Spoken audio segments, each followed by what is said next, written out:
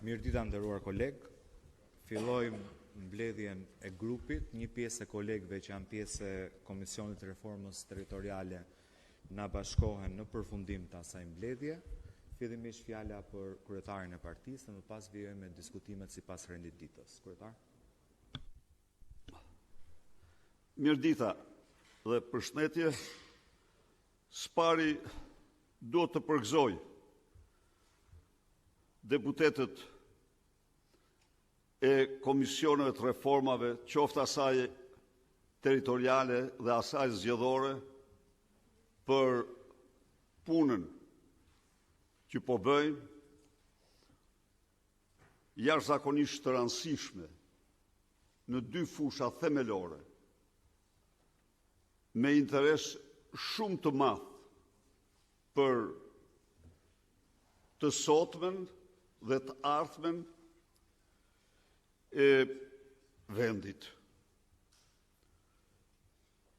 Ju jeni dishmitar se zgjedhjet e 11 majit u damkosen tashmë në të gjitha dokumentat ndërkombëtare si zgjedhje në kushtet e partisë shtet. Cili do që pretendon apo që flet për zgjedhje në kushtet e partisë shtet mashtron. Në kushtet e partisë shtet ka fars dhe vetëm fars. Pra, propaganda bajate, propaganda e paguar, lobingjet e paguara të Edi Rams kanë marrë fund. Komunitetin ndërkombëtar, institucionet ndërkombëtare gjizëri,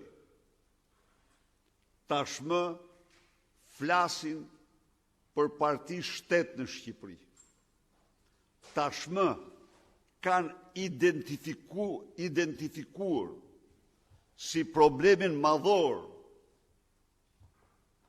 të Shqipërisë kushtet gjendjen në kushtet e partisë shtet. Partia shtet zgjedhje nuk zhvillon farsë elektorale. Zhvillon farsë elektorale. Dhe kjo është bërë mundur fal punës së shkëlqyer, të ndershme, të përfaqësuesve të institucioneve ndërkombëtare, OSBE, ODIHR, Parlamenti Evropian dhe Këshilli i Europës, të cilët atë vëzhgim të zgjedhjeve në Shqipëri e paraqiten me vërtetësi të madhe para opinionit publik evropian dhe botëror. Por kjo është bërë mundur edhe nga absolutisht me një kontribut të jashtëzakonshëm edhe nga vendosmëria e demokratëve,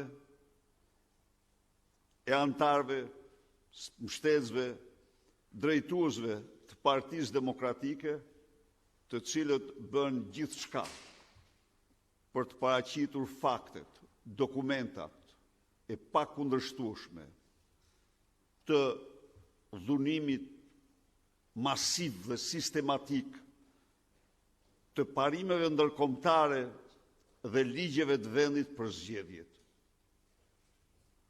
Pra, sot punohet nga ekipi, nga Komisioni i Reformës, punohet mbi bazën e dokumentave, do të thosha të shkëlqyer,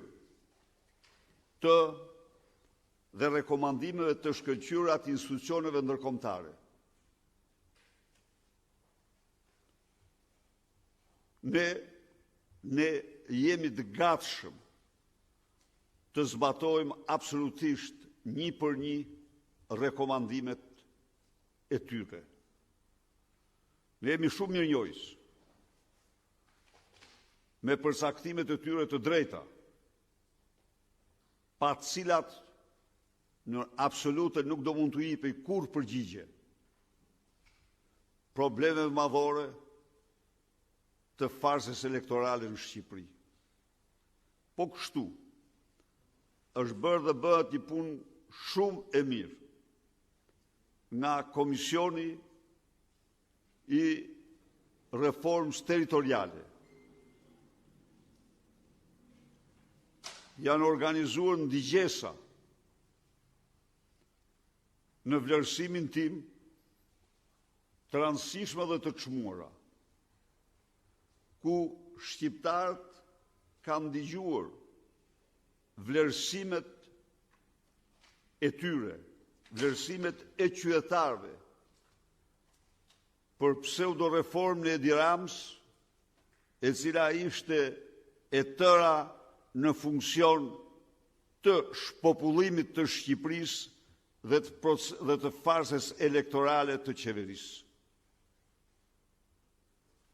Unë përshtes antarët e komisionit, përshtes qytetarët dhe i garantoj se ne jemi të vendosur të paraqesim në përputhje me interesat e tyre hartën më të mirë,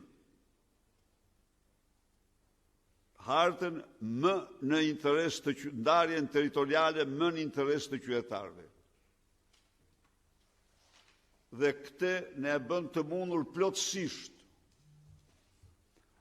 ekspertize e jashtëzakonshme që ka Kongresi i Autoriteteve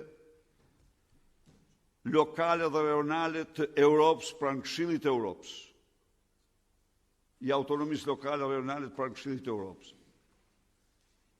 Praktika shumë e pasur e vendeve europiane të cilat kanë komuna nga 80 banor në 1 milion banor.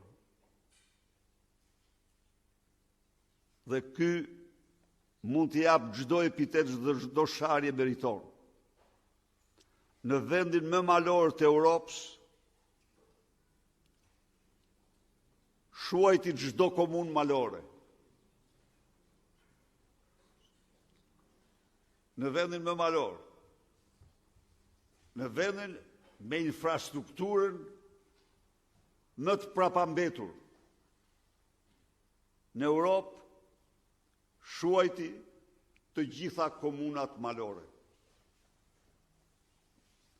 I raviz 80% teritorit të Shqipërisë. As Çubrylloviçi nuk do ta bënte këtë. As Çubrylloviçi nuk do ta bënte, nuk do shkonte gjë këtu. Ku shkoi Edi Rama. Ndaj dhe unë e vlerësoj shumë punën dhe me transparencë që po bëhet dhe ndigjesat që po organizohen. Sikundër vlerësoj punën që ka bërë grupi i punës dhe kryetari do të informoj për zbatim në vendimin e gjykatës kushtetuese lidhur me rregulloren e parlamentit. Gjykata kushtetuese, siç e dini, hodhi poshtë aneksimin e parlamentit, aktin e aneksimit të parlamentit nga pseudo-mazhoranca. Akti i cili konsistoi në votimin e një rregullore pa asnjë konsult paraprake me opozitën, në mënyrë të rrufeshme, në mënyrë që s'kishte ndodhur kurrë, në kundërshtim me rregulloren, në kundërshtim me frymën e kushtetues. Gjykata kushtetuese hodhi poshtë këtë akt si antikushtetues dhe urdhëroi parlamentin që brenda 30 ditësh pas zbardhjes së vendimit që i takon nesër dita e 30, të bëjë të gjitha amendimet e domosdoshme në mënyrë që të respektohet vendimi i saj. Dhe grupi i punës, siç do ta ndigjoni dhe ju, ka bërë një punë serioze bashkë me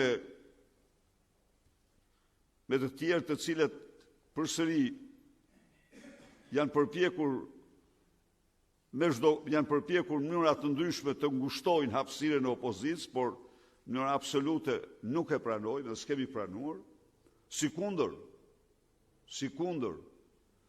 nuk mund të pranohet asnjë lloj modifikimi, propozimi që vihet ndesh me përcaktimin e kushtetutës. Dhe tani jemi këtu të shohim pak dhe përgjegjësinë tonë,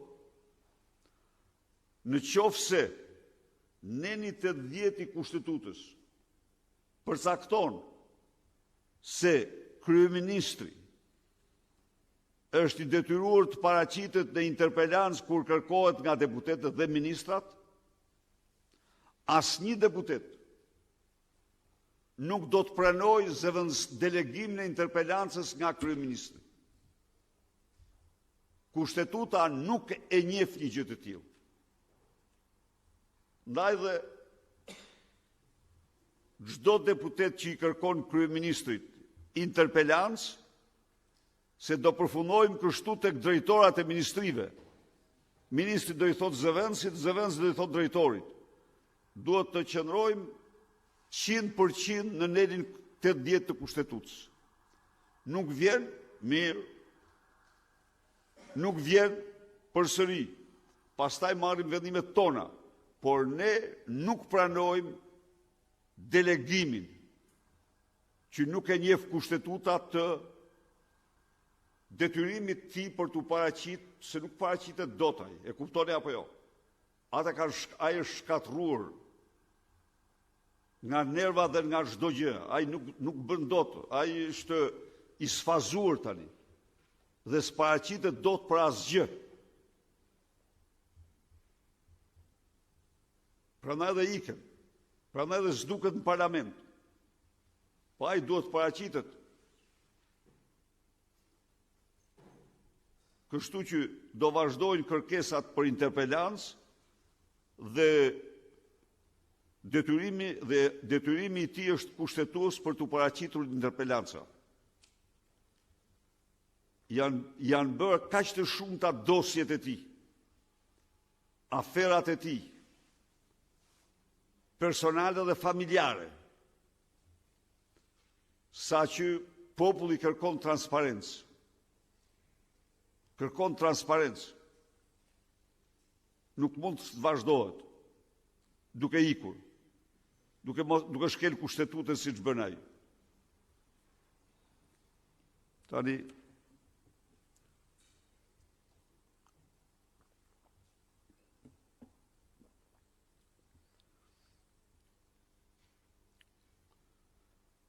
siç e kanë mësuar shqiptarët, procesi i integrimit të Shqipërisë në Bashkimin Evropian është plagos rënd. Si mund ta quajmë, është plagos rënd nga vjedhjet e Edi Ramës, Lubi Ballukut, lindat e Akshit dhe akte të tjera.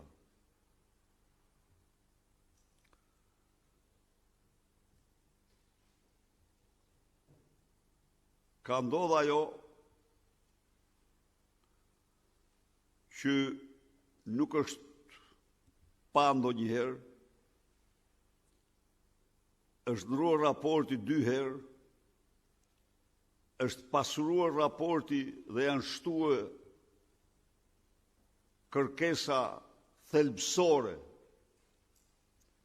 nga një seri vendesh anëtare të Bashkimit Evropian. Është bërë shumë e qartë se Edi Rama dhe Lubi Balluku janë një, dhe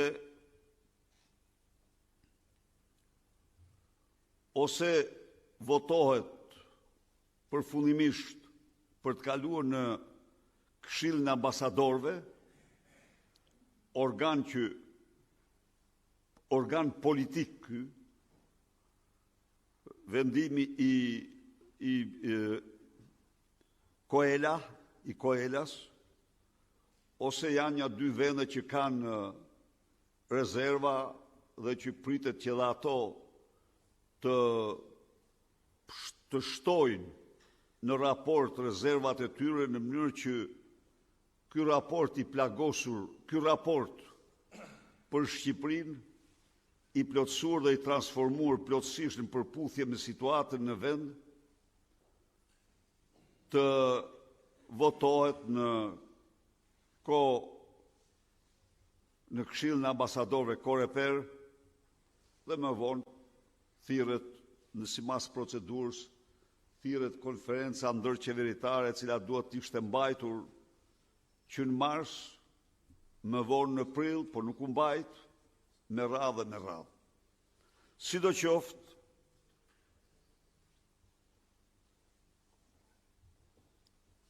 dy gjëra janë.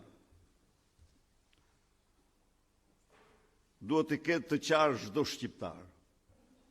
Së pari, Partia Demokratike në mënyrë të vazhdueshme ka mbrojtur të vërtetat e realitetit shqiptar dhe i ka paraqitur ato para shqiptarëve dhe komunitetit ndërkombëtar. Dhe kjo parti do ta bëjë këtë me çdo çmim, me çdo kusht dhe s'do hesht kurrë nga kjo. Së dyti, Partia Demokratike mbështet plotësisht procesin e integrimit, qoftë vetëm për shkak të kriterit gjeopolitik. Kriteri gjeopolitik është një kriter natyror, i cili ka të bëjë me përcaktimin e përkatësisë së Shqipërisë dhe shqiptarëve në sferat e influencës.